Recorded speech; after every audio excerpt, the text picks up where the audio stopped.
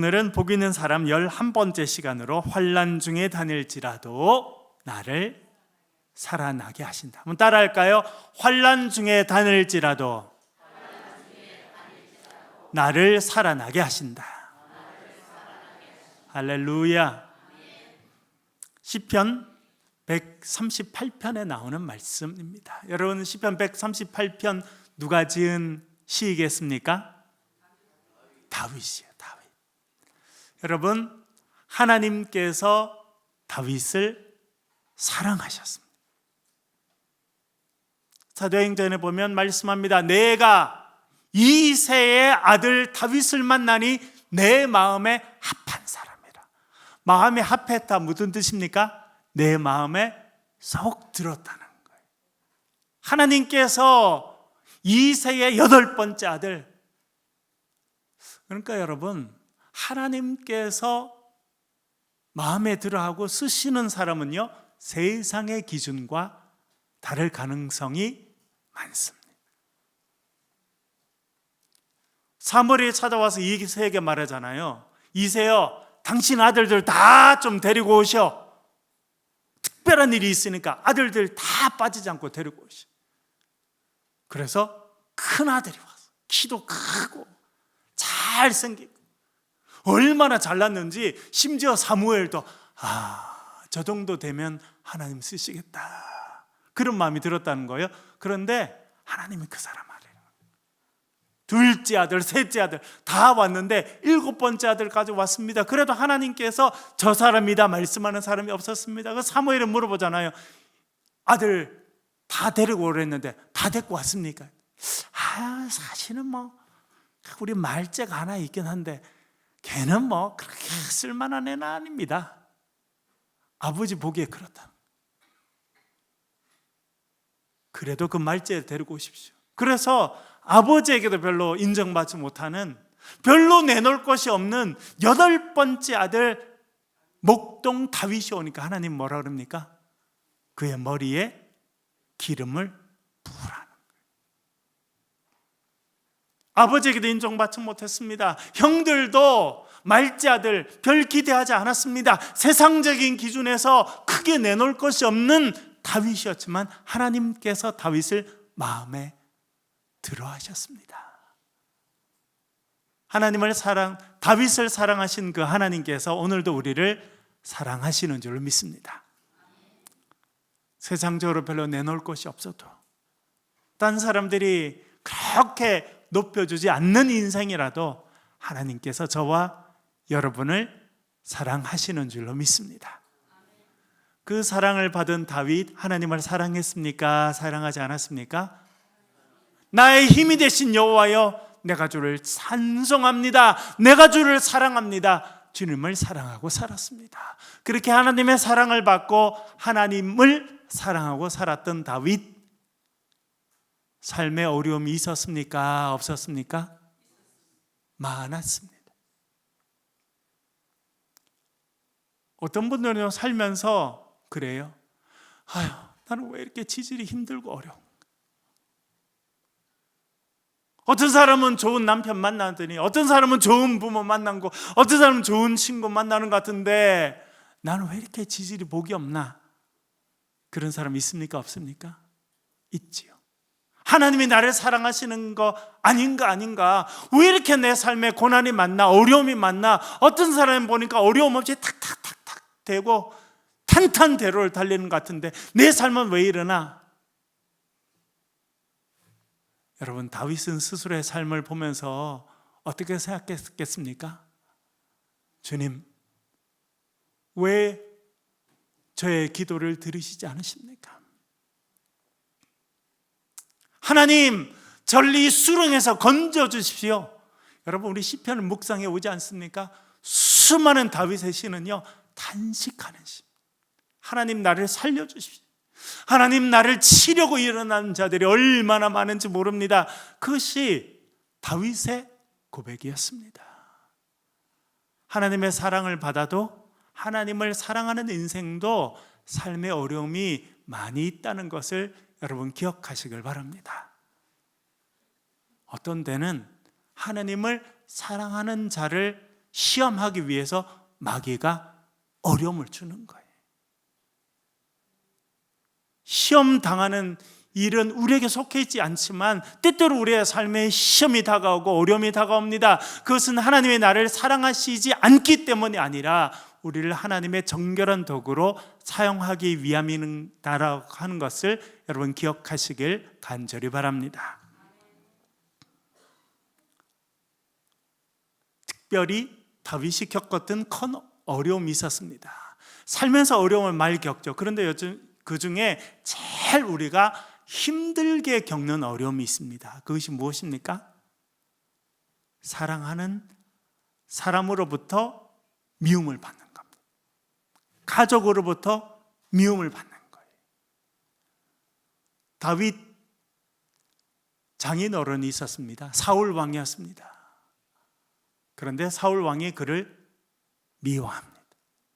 장인 어른이고 한나라의 왕인데 자기의 사위를 경쟁자로 생각합니다. 그리고 마음속에 무슨 마음이 들었습니까? 저 다윗을 죽여버려야겠다. 하루는 악신이, 성경에 보니까 악령이, 악신이 사울을 붙잡았어요. 그랬더니 엄청난 두통이 찾아옵니다. 그 당시 유명한 의사들을 불러서 약을 먹고 다 진찰을 해도 해결이 안 됩니다. 그런데 다윗이, 우리 오늘 앙상블 이렇게 악기를 들고 있잖아요. 이런 악기, 수금이라고 하는 손에 들고 하는 하프처럼 생긴 악기를 가지고 이렇게 연주를 하니까 머리가 맑아지고 악령이 떠나고 편안해집니다. 그래서 사울 왕이 두통이 심할 때마다 다윗이 와서 연주를 해주면 그 악령이 떠나고 평안이 찾아왔습니다. 얼마나 좋습니까? 그러면 고맙다 하고 상을 주고 그래야 되는데 창을 들어서 던져버렸습니다. 죽여버리려고. 그날로 다윗은 왕궁을 뛰쳐나왔습니다. 산으로 들러 도망치면서 도망자의 삶을 살았습니다. 여러분, 제가 생각해 보니까 억울하기도 진짜 억울할 것 같아요. 아니, 자기 장인 어른이잖아요. 그리고 자기가 어릴 때부터 전쟁터에서 밤잠을 자지 못하고 피비린내 나는 전쟁터를 누비면서 싸워서 영광을 돌렸던 사람이 왕이잖아요. 그리고 아플 때마다 가서 연주를 해줘서 아픔을 낫게 해주는데 얼마나 많이 도와줬습니까? 그런데 자기를 죽이려고 하니까 참 마음이 힘들었을 것 같아요. 그렇게 그는 산으로 들러 도망쳤습니다. 좁은 바위 틈에 몸을 숨기고 밤이슬을 맞으면서 잠을 청했어요. 어떤 때는 잠이 안 오니까 밤하늘을 바라보고 그 별들을 바라보고 그가 깨닫게 된 게 있습니다. 시편 8편 3절 같이 읽어보겠습니다. 같이 읽겠습니다. 시편 8편 3절 같이 읽을게요. 시작. 주의 손가락으로 만드신 주의 하늘과 주께서 베풀어 주신 달과 별들을 내가 보니. 아멘. 여러분, 저는 어릴 때 시골에 살면서 제일 좋았던 게 뭐냐면 하늘의 별을 보는 거였어요. 요즘에도 아내랑 밤늦게 이렇게 밤에 걸을 때 늘 하늘을 봅니다. 그리고 북두칠성을 찾아보고 북극성을 찾아보고 얼마나 마음이 편해지는지 모릅니다. 다윗이 바위 틈에 몸을 숨기고 그 밤을 지새면서 하늘의 별을 바라봅니다. 하늘의 은하수가 얼마나 아름다워요. 여러분, 참 안타까운 것은 우리나라 이렇게 발전해서 좋은데 발전해서 잃어버린 것이 하늘의 은하수입니다. 다시는 안 보입니다. 제가 어릴 때는요, 시골에 있으면 하늘 은하수가 보였거든요. 이렇게. 근데 지금은요, 우리나라 어디 가도 은하수가 안 보입니다. 수많은 별들을 보면서 다윗이 하나님을 찬양하게 됩니다. 하나님, 그 아름다운 솜씨로 저 달과 별들을 만드셔서 감사합니다. 하나님은 위대한 창조주이십니다. 그렇게 찬송을 했는데 그 아름다운 하늘의 별과 달을 보면서 자기 자신을 보니까 자기는 얼마나 초라한지 모릅니다. 참, 나는 얼마나 초라한가. 자, 하늘의 별과 달들은 저렇게 떠서 하나님을 찬송하고 하나님의 영광을 드높이는데 나는 이 바위 틈에 숨어서 초라하게 지내니 얼마나 나는 불쌍한 존재인가 생각합니다. 그런데 그때 그가 깨달은 것이 있어요. 시편 8편 4절 같이 읽어보겠습니다. 시작. 사람이 무엇이기에 주께서 그를 생각하시며 인자가 무엇이기에 주께서 그를 돌보시나이까. 아멘. 사람이 무엇이기에 주께서 그를 생각하십니까? 여기서 생각하다라고 번역된 히브리어 단어는 자카르라고 하는 단어입니다. 자카르. 뜻은 기억한다 하는 뜻입니다. 그 엄청난 세상의 우주의 모든 걸 만드신 하나님께서 누굴 기억하신다는 거예요?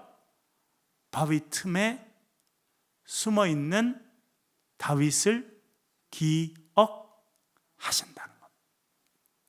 여러분, 하나님께서 기억하신다고 하는 것은 엄청난 은혜입니다. 왜냐하면 하나님께서 기억하시면 구원의 역사가 시작되기 때문에 그렇습니다. 창세기 8장 1절 기억한다라고 하는 단어가 처음으로 쓰인 곳이 8장 1절입니다. 읽어볼게요. 시작.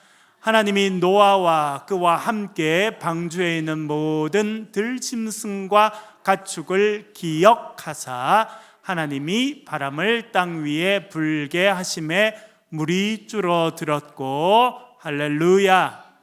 하나님께서 뭐 하셨다는 거예요? 노아와 그의 가족들과 방주에 있는 생명들을 뭐 하셨다고요? 기억하셨더니 뭐가 불어왔습니까? 바람이 불어와서 홍수가 끝나게 됐다는 거예요.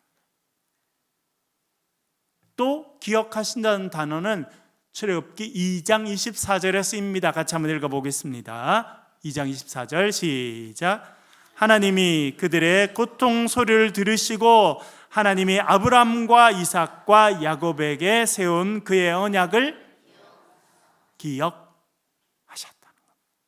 이스라엘 백성들의 애굽에서 종살이했습니다. 고통 중에 부르짖었더니 하나님이 그들의 부르짖음을 들으시고 뭘 기억하셨다는 것입니까? 아브람과 맺으셨던 언약. 나는 너의 백성이 너의 하나님이 될 것이고 너는 나의 백성이 될 것이다 하는 언약을 뭐 하셨다고요? 기억하셨다는. 그래서 다윗이 하나님을 찬양하게 됩니다. 하나님이 엄청난 자연의 달과 별들이 하나님을 찬양하고 하나님의 영광을 드러내는데 저는 산속에 바위 틈에 몸을 숨기고 군인들이 나를 잡아오러 올지 않을까 지금도 조마조마하며 살고 있는데 하나님 저를 기억하시다니. 여러분, 그 하나님께서 오늘도 저와 여러분을 기억하시는 줄로 믿습니다. 기억하신 하나님께서 어떻게 하십니까? 그를 주목해 보신다라고 하는 것입니다. 다윗은 오늘 읽은 본문에서도 그 말씀을 하고 있습니다. 138편 6절 전반절 화면을 보면서 같이 읽겠습니다. 시작. 여호와께서는 높이 계셔도 낮은 자를 굽어 살피시며. 아멘. 하나님은 어디 계십니까? 높은 하늘 위에 보호자에 계십니다. 너무나 멀리 계십니다. 그러나 하나님은 그 보호자에서도 이 땅을 굽어 살펴보신다. 누구를 보기 위해서 하나님께서는 이 땅을 자세히 살펴보시겠습니까? 저와 여러분입니다. 하나님을 사랑하고 하나님을 예배하고 하나님 말씀 가운데 살려고 몸부림치는 저와 여러분을 보기 위해서 하나님께서 그 높은 보좌에서 이 땅을 살펴보신다는 겁니다. 여러분, 이 땅에 80억 명이 넘는 사람이 있습니다. 얼마나 사람이 많은지 80억 명이 있습니다. 그 중에 하나가 저와 여러분인데 하나님 눈에 저와 여러분이 보이겠습니까? 안 보이겠습니까? 보일까요? 안 보일까요? 보이죠. 왜 보입니까? 하나님께서 사랑하시기 때문에 그렇습니다. 사랑하는 사람은 눈에 보입니다. 올해 1월 13일 우리 집에서는 좀 중요한 일이 있었습니다. 왜냐하면 우리 둘째가 군대에 들어갔습니다. 우리 둘째는 제가 미국에서 유학하면서 태어났거든요. 그래서 태어나면서부터 한국 시민권과 미국 시민권을 같이 갖게 됐습니다. 미국 시민권이 있으니까 한국 시민권을 포기하면 군대를 안 가도 됩니다. 근데 제가 그랬죠. 야, 너는 하나님께서 한국 시민도 되게 하시고 미국 시민도 되게 했으니 한국 시민으로서의 의무를 감당해야지. 그랬더니 그렇게 하겠다는 거예요. 그래서 1월 13일 날 군대에 입대하게 됐습니다. 아침에 일찍 일어나서 저와 아내가 준비해서 걔를 태우고 이제 대전을 거쳐서 논산으로 가게 돼서 이렇게 이제 입교, 이제 훈련을 입교하는 그 날이 됐습니다. 그림을 보여드릴게요. 보입니까? 아들 얼굴이? 훈련생 입교하는 사람만 1,800명이 가족들, 저희 집도 둘이 갔으니 지금 수천 명이 모여 있는 거예요. 우리 집에는 하나 둘밖에 없는 아들인데 여기 가니까 아들들이 그냥 빠글빠글, 그것도 다 머리 깎고 이렇게 와가지고 다 똑같이 생긴 것 같더라고요. 짧은 입교식에 끝마치고 이제 퇴장하는데 그 제가 찍었어요. 보여주세요. 저희 둘째 아들 보입니까? 안 보입니까? 보입니까? 안 보입니까? 보여요? 안 보여요? 안 보이는 게 정상이에요, 여러분. 안 보이는 게 정상. 제 아내는 옆에서 우느라 하늘 지나가는데 우느라 안 보여, 안 보여. 저는 봤을까, 안 보였을까요? 보입니까? 안 보입니까? 그 다음 그림 넘겨주세요. 그렇게 딱 보이더라고요. 보여요? 안 보여요? 이제 제가 표시해 놓으니까 보이죠? 저는 표시 안 해도 보이더라고요. 내려주시고요. 하나님이 그러시다는 거예요. 80억 명의 사람들이 있어도 이 땅에만 해도 5천만 명 이상의 사람들이 있고 대구만 해도 240만 명 가까운 사람이 살아도요, 하나님이 여러분이 딱 보인다는 거예요. 왜 그래요? 하나님이 우리를 사랑하셔서 우리를 굽어 살펴보시기 때문입니다. 7절 말씀 이렇게 다윗이 고백합니다. 같이 읽겠습니다. 시작. 내가 환난 중에 다닐지라도 주께서 나를 살아나게 하시고 주의 손을 펴사 내 원수들의 분노를 막으시며 주의 오른손이 나를 구원하시리이다. 할렐루야. 어떻게 한다고요? 내가 환난 중에 다닐지라도 주께서 나를 어떻게 하신다? 살아나게 하신다. 따라해 볼까요? 주께서 나를 살아나게 하신다. 살아나게 한다라고 번역된 단어는 히브리 단어는 하야라고 하는 단어인데요, 살아간다는 뜻입니다. 그런데 또 어떤 의미가 있냐면 살지만 살지 않는 것 같이 생명이 땅에 떨어질 때가 있어요. 낙심할 때가 있습니다. 그런 나를 다시 살려주신다, 새로운 생명을 주신다, 그런 의미가 있습니다. 여러분, 우리나라가 잘 살게 돼서 감사합니다만 하나 문제는 일본 사회를 많이 뒤떨어져서 그대로 닮아간다는 거예요. 우리나라보다 일본이 한 20, 30년 일찍 발전했습니다. 그런데 우리나라가 옆에 있는 일본을 사회적으로는 많이 따라가고 있어요. 인구가 주는 것도 그렇고 여러 가지가 그래요. 그 중에 하나가 뭐냐면 히키코모리라는 사람들이 생겨난다는 것입니다. 일본에서 만든 사회 현상 용어입니다. 히키코모리. 집 밖에 나가지 않는 사람들. 학교 안 다닙니다. 직장 안 다닙니다. 집 밖으로 나오지 않습니다. 자기 방에만 앉아 있습니다. 가족들하고도 아주 필요할 때만 잠깐 이야기하는 사람들이 히키코모리라고 불려지는 사람들이고 사회 현상입니다. 일본에는 이렇게 자기 방에만 있는, 자기 방에서 인터넷으로 게임도 하고 뭐 하지만 방 밖으로 안 나와. 그 사람들이 150만 명입니다. 우리나라 대전시 인구와 맞먹는 사람들이 집 밖으로 나오지 않습니다. 우리나라에 있습니까? 없습니까? 많아지고 있어요. 숨쉬고 살고 있어요. 매일 밥도 먹습니다. 뭔가 인터넷으로 게임도 하고 뭔가 연락도 하곤 하지만 사람을 얼굴로 대하지 않습니다. 왜? 뭔가 심적인 충격이 커요. 학교에서 이지메 당한 거예요. 이지메. 이것도 일본 말이죠. 학생들이 한 명을 집단으로 괴롭히는 거예요. 이지메. 그래서 상처가 커요. 경쟁사회, 경쟁에서 밀리는 거. 여러분, 나라가 잘 살게 된 거 참 좋은데 젊은이들이 얼마나 경쟁이 심한지 모르겠어요. 제가 1997년에 일본에 처음 단기 선교를 갔습니다. 우에노 공원이라고 도쿄에서 가장 큰 공원에 갔는데 그게 노숙자들이 수천 명이 살고 있어요. 그 노숙자들을 일본에 있는 한인 교회들, 다 조그마한 교회인데 그 교회들이 일주일에 한 번씩 밥을 나눠주고 이발을 해주고, 한 번은 제가 참여했어요. 일본 분들은요, 그래도 선진국이라 얼마나 질서를 잘 지키는데, 질서를 쫙 지켜서 자기 순서가 오면 밥을 딱 이렇게 국그릇에다 밥을 이렇게 드리는데 밥 주면 감사하다 하고 이렇게 가는데, 어떤 분은 특별히 더 그런 분이 있어요. 그랬더니 옆에서 뭐라냐면 저분은 일본 자위대 소령 출신이라는 거예요. 그런데 경쟁에서 밀려서, 군대에서 경쟁에서 밀리고 사회에서 경쟁에서 밀리고, 그래서 집에 들어갈 용기가 없어서 그래서 집에 들어가지 못하고 노숙자 생활을 하고 있다. 여러분, 살아있고 숨쉬고 있지만 사회생활을 하지 않는 그런 사람들이 생각보다 많습니다. 우리나라는 지금 코로나 이후로 그런 학생들, 어린이들, 어른들이 엄청나게 늘었습니다.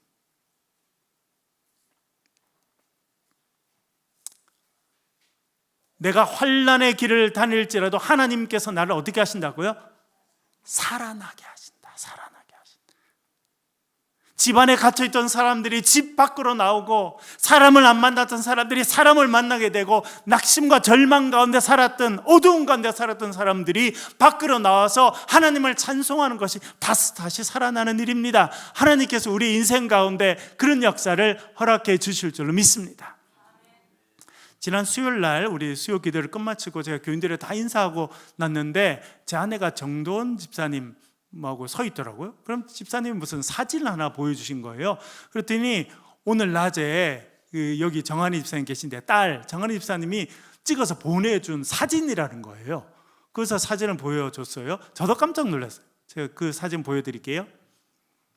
이렇게 우리 김성엽 형제가 MRI를 촬영했대요. 근데 MRI 촬영하기 전에 두 손을 모으고 있는 거 보이시죠? 사실은 늘 이렇게 손을 옆으로 내리고 있었지 손을 모으는 일도 별로 없었는데, 이날 지금 MRI를 찍기 전에는 손가락을 깍지를 이렇게 끼고 있는 모습입니다. 그래서 정한이 집사님 물어보셨대요. 성엽 씨 기도하나? 물어보셨대요. 내려주시고요. 엄청난 변화입니다. 그래서 김준웅 집사님께 말씀했더니, 김준웅 집사님 막 의사시잖아요. 엄청 흥분을 하는 거예요. 목사님 이렇게 손을 내리고 있다가 이렇게 올리는 것도 힘든 일이지만 깍지를 낀 거는 완전히 다른 차원으로 지금 발전한 단계라 할 수 있다. 의학적으로 그렇게 이야기하더라고요.